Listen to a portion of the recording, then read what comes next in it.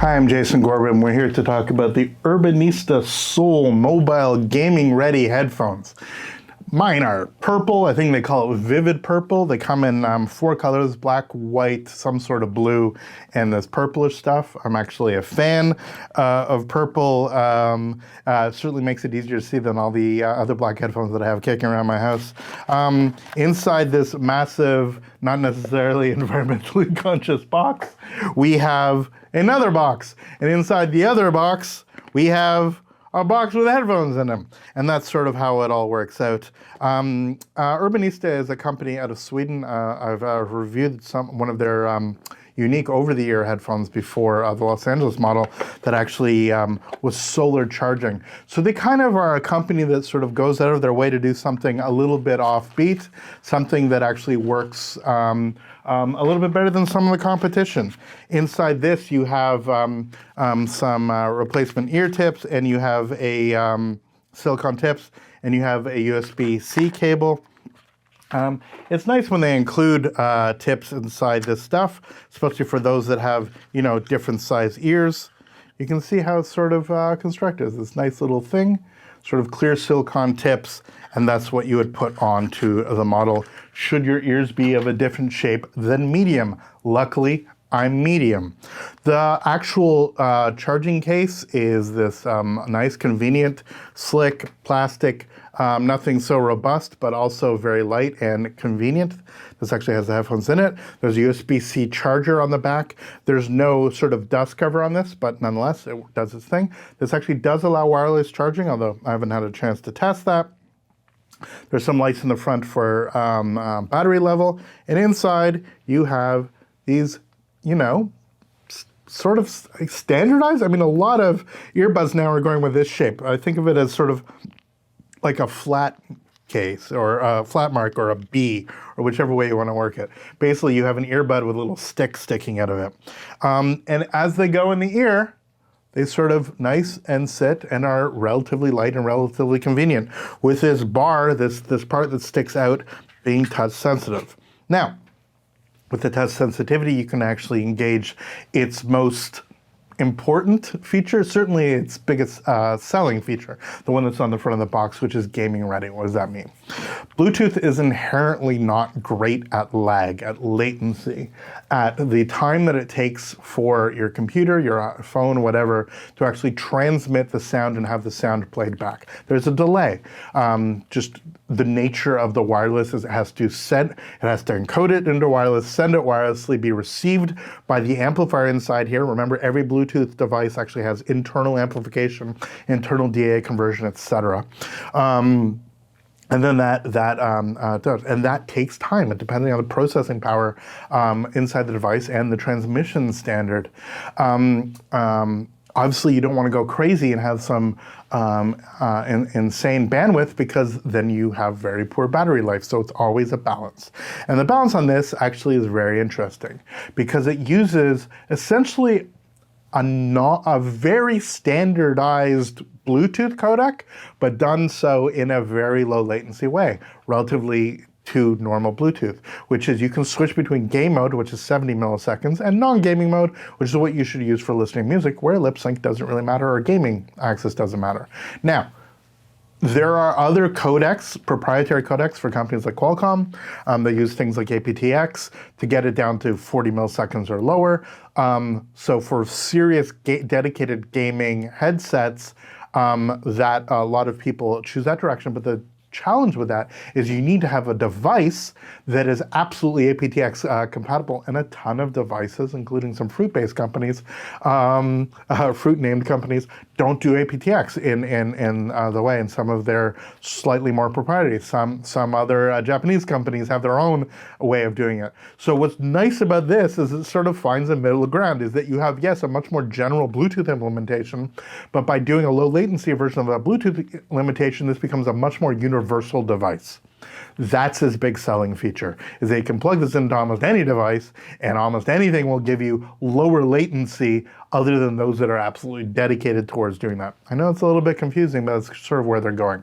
And because they've gone that sort of middle ground, some people will sort of poo-poo it. I think it's great. I think it's actually a really nice way of finding two different modes. And again, rather than locking us into low latency and simply selling it on that feature, the fact that I can change it, the fact that I can go to a slightly higher bandwidth, which requires slightly more latency, means that if I am doing more critical listening, I can stick with that mode rather than the gaming mode. Again, I'm not such a big gamer, I'm not really using it for that, but even simply for watching videos, especially off of Windows systems, the latency becomes really problematic in terms of the lip sync. And so I found these to be very satisfying. Their sound, I mean, every Urbanista I've heard now really emphasizes bass. They love bass there. There's songs that I listen to, even acoustic stuff like Americana, folky stuff, that you're like, oh, there's some bass going on here. And despite the fact that you have some customization using the app, you can't quite dial it in the way that you can with other models. That being said, it's not so overwhelming. It's a very clean signal. And because it has 10-inch drivers rather than 7-inch that other devices of this size use, you are really getting some really decent body in here. It seems funny that something so tiny can actually generate that level, like feels like a subwoofer, but the fact is it's right beside your ear canal. So you only need a little bit of a 10 hertz shift to move just that much sound in order to have something that sounds like if you're in a home theater, you would need massive sets of speakers for. So definitely in terms of movie watching, streaming stuff, this definitely is our headphones with impact.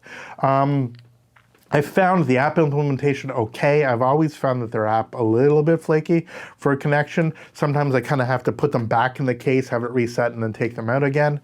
But I found the sound very satisfying, as I said, if a little bit more bass heavy than a more neutral headphone.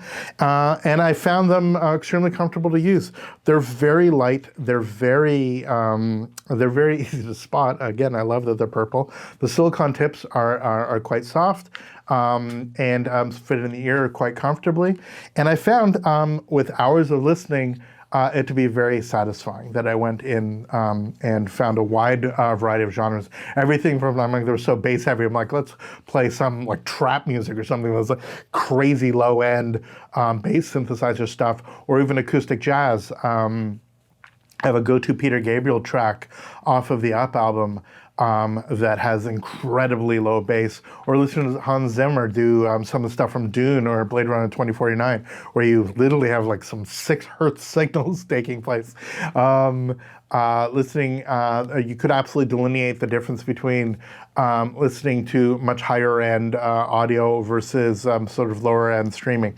Now, this doesn't go to the highest end of Bluetooth codecs. Again, you're not getting true lossless in the way you are some other devices, but the drivers themselves are actually quite good and are certainly better than a lot of other devices that may have higher end Bluetooth codecs, but not such a good implementation of the headphones.